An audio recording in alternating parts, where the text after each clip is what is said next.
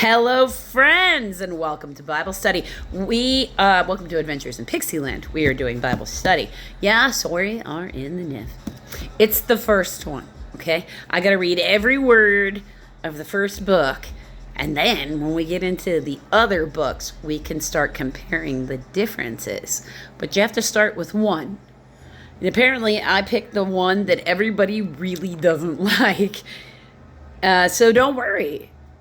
In future years, once we, in 2026, once we start KGV, or maybe even before then, because I've got some ideas of how I can start introducing this, we are going to go over differences in wording and what they were doing and why. And we'll get there, but we got to start with the first one. So, if you really don't like the NIV, if you stick around, we're going to probably reveal all the reasons why you don't like the NIV. But it is a long-term investment, because it's a long-term investment for me. So, we are in the book of Mark.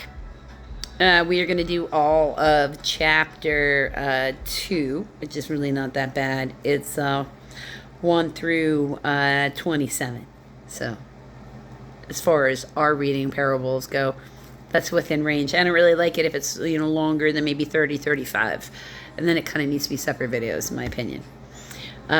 Jesus heals a paralytic. Chapter 2, verse 1. A few days later, when Jesus again entered Capernaum, the people heard that he had come home. So many gathered there, there was no room left, not even outside the door. And he preached the word to them. Some men came, bringing to him a paralytic carried by 4 of them. Since they could not get him to Jesus because of the crowd, they made an opening in the roof above Jesus, and after digging through it, lowered the mat the paralyzed man was lying on. When Jesus saw their faith, he said to the paralytic, "Son, your sins are forgiven." Now the teachers of the law were sitting there thinking to themselves, "Why does this fellow talk like that? He's blaspheming. Who can forgive sins but God alone?" Immediately, Jesus knew in his spirit that this is what they were thinking in their hearts. And he said to them, "Why are you thinking these things?" So he could read their mind. Which is easier to say to a paralytic, "Your sins are forgiven," or to say, "Get up, take your mat, and walk"? But that you may know that the Son of Man has the authority on earth to forgive sins, he said to the paralytic, "I tell you, get up, take your mat, and go home." He got up, took his mat, and walked out in full view of them all. This amazed everyone, and they praised God, saying, "We have never seen anything like this." I would imagine not. I have never seen anybody heal a paralytic either. How many people in their lives ever would? Right? That's got to have been amazing. Oh, what a gift to get to witness that, right? All right. The calling of Levi.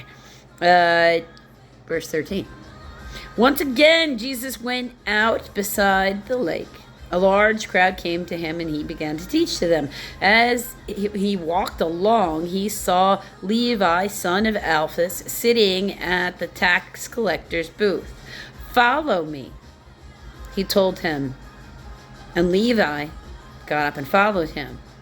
While Jesus was having dinner at Levi's house, many tax collectors and sinners, in quotations, were eating with him and his disciples, for there were many who followed him.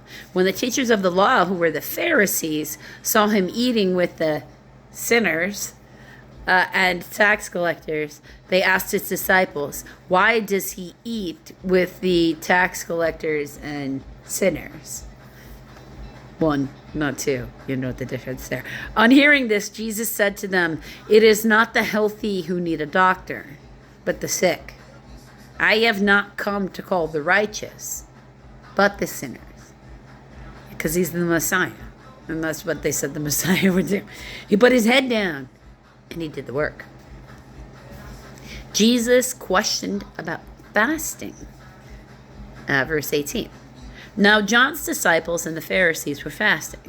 Some people came and asked Jesus, how is it that John's disciples and the disciples of the Pharisees are fasting, but yours are not? Jesus answered, how can the guests of the bridegroom fast while he is with them? They cannot, as long as they have him with them. But the time will come when the bridegroom will be taken from them, and on that day they will fast. They'll fast eventually. It'll eventually be part of their purification process. And I can say, yeah, I have a certain fasting period. And because I am, due to my genetics, pre-diabetic, it goes right in line with what is healthy for me anyway, to keep the blood sugars where they need to be. No one sews a patch of unshrunken cloth on an old garment. That is true. If he does, the new piece will pull away from the old, making the tear worse. The fabric needs to be loose, because otherwise when you wash it, it's going to shrink. So you got to make sure you've washed what you're going to use for patching materials. It can't be brand new. Most people don't. No, it's usually their scrap materials when you do that stuff. And no one pours new wine into old wineskins. If he does, the wine will burst from the skins. Both the wine and the wineskins will be ruined. No, he pours new wine into new wineskins. Because remember, wine was their primary drink at this time. So that wasn't like you didn't drink wine. Everybody was drinking wine because you couldn't really drink the water. So in the making of the wine process, it purified the water. Because they would have had to purify the water. Remember, there's no plumbing here, okay? So there's no water plants. They're getting things up from wells and all that. And otherwise, they have to purify what is in the natural waters around them. Lord of the Sabbath. Verse 23. One Sabbath, Jesus was going through the grain fields, and his disciples walked along. They began picking some heads of grain. The Pharisees told them, look, why are they doing what is unlawful on the Sabbath? Because when they say no work, they mean like they're going to quibble if you were to pick something up. Because they did. They quibbled about the guy carrying his mat. Because it was considered work. And it's like, no, that's not really what they meant. He meant like it's a day that you don't work. Like you don't go earn money, work. So you're ridiculous. It doesn't mean you can't sit there and do something you think is fun. And like they literally wanted you to sit there and twiddle your thumbs all day. Just so they could say so. Because understand, in where we're at here, with the Pharisees, there's many times in Jewish history in which God's opinion of the Pharisees is they did what was detestable in the eyes of the Lord. Okay, and if you go to the book of Ezekiel, he is very like, the Levites are going to get it because they led him astray. If they're not from the line of Zadok, they're going to get it. They're going to be allowed to worship in my new temple, but they are not going to be able to be priests. They can't be trusted with the power unless they're from the line of Zadok. And that wasn't a mistake, actually. There are particular Levitical priests that are still of the line of Zadok, and they are even the ones who were, tossed off into dysphoria, which we will get into with Peter. So the more that the Levitical priests told the populace that they were sinning, the more sin offerings had to be given to the temple, the richer those people became. Blood money. Because they have to kill animals in order to make the sacrifices. Or they have to pay in some other way for their sins. So, verse 24, the Pharisees said to him, look, why are they doing what is unlawful on the Sabbath? He answered, "Have you never read what David did when he and his companions were hungry and in need?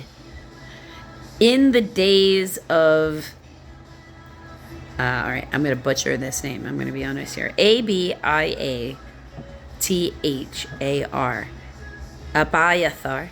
In the days of Abiathar the high priest, he entered the house of God and ate the consecrated bread. That is true. The priest gave it to him to eat, actually, which is lawful only for priests to eat. And he also gave some to his companions. So this is the great-grandpa of Jesus. So, okay. And then he said to them, "The Sabbath was made for man, not man for the Sabbath. So the Son of Man is the Lord, even of the Sabbath." Yeah, he is the Lord of the Sabbath. They're being ridiculous, and he's calling them out for their corruption. And he does that regularly, right? He was kind of salty. So don't think that, just because you might have something salty to say back to somebody, if it's truthful and it's not done with malice, but you're doing it with "are you kidding me?"